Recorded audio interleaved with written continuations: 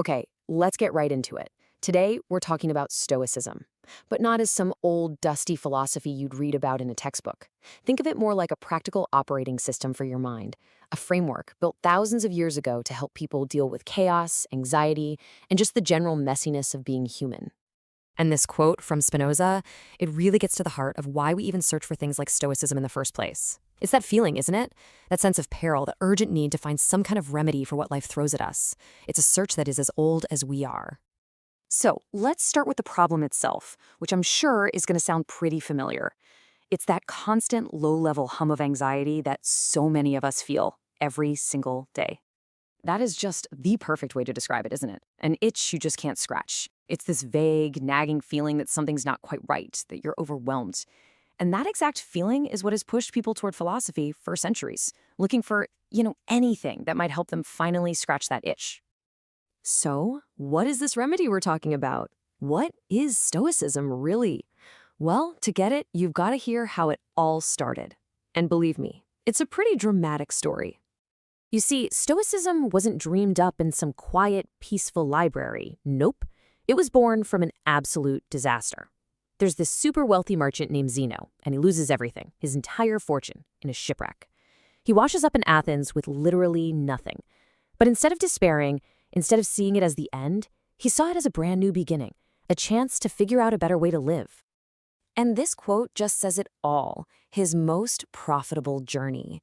He took the worst day of his life and reframed it as the most valuable one.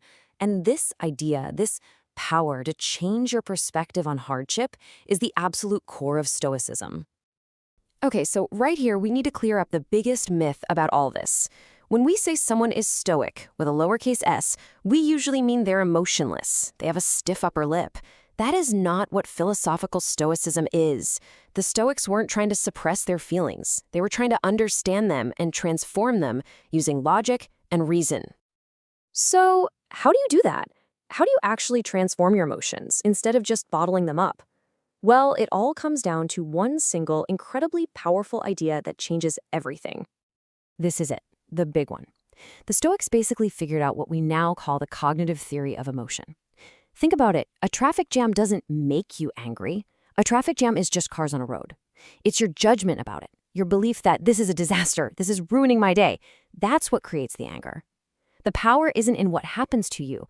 It's in how you think about what happens to you. This quote from the Stoic teacher Epictetus just hits the nail on the head. I mean, just let that one sink in for a minute. It's not the thing, it's the story you tell yourself about the thing. That's a life-changing idea right there. And hey, if this is starting to sound familiar, it should.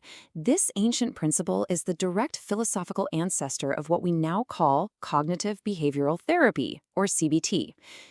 One of the most effective, most researched forms of modern therapy for anxiety and depression. The Stoics were basically practicing CBT 2,000 years before anyone gave it a name. Incredible, right? Okay, so this isn't just theory. The Stoics were all about practice. They developed specific, concrete exercises to put this core idea into action. So let's open up the ancient toolkit. First up is a tool that's all about your language. The Stoics knew that the words you use literally shape your reality. So on the left, you see catastrophic language. This is a total disaster. On the right, you see objective language. I lost my job and now I'm looking for a new one. The event is exactly the same, but the story you're telling yourself and the emotional power it has over you is completely different.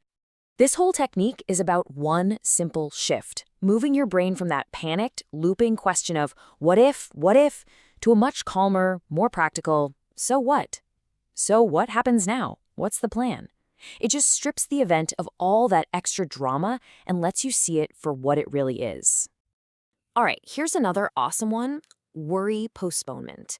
It sounds simple, but it is so effective. Step 1, just notice you're starting to worry. Step 2, instead of letting it suck you in, you make an appointment with it. Tell yourself, okay, I'm going to worry about this tonight at 7 p.m. for 15 minutes. Step 3, get back to whatever you were doing. And step 4, what's amazing is that when 7 p.m. finally rolls around, a lot of the time you find that the worry just doesn't seem so big anymore. You've taken back control. So you might be wondering, does this stuff actually work when things get really bad, under real pressure? Well, let's look at the ultimate stress test, the life of a Roman emperor. Marcus Aurelius. This guy was the most powerful man on earth, but his life was one crisis after another. We're talking plagues, constant war on the frontiers, even betrayal from his closest allies. And he used Stoicism not to hide from it all, but to face it head-on with courage and calm. He called it building his inner citadel, a fortress of peace inside himself, even when the world outside was burning down. So, if we boil this entire operating system down, what are the key takeaways? It really comes down to these three things. First, focus only on what you can actually control: your thoughts, your judgments, your actions. Second, see every obstacle not as a roadblock, but as a chance to practice some virtue, like patience or courage. And third, learn to accept the things you can't control with grace and without a fight. Because in the end, life is going to throw battles at you. That's a guarantee. There will be plagues and wars and betrayals, big and small. The real question the Stoics leave for us isn't about how to control that chaotic world out there.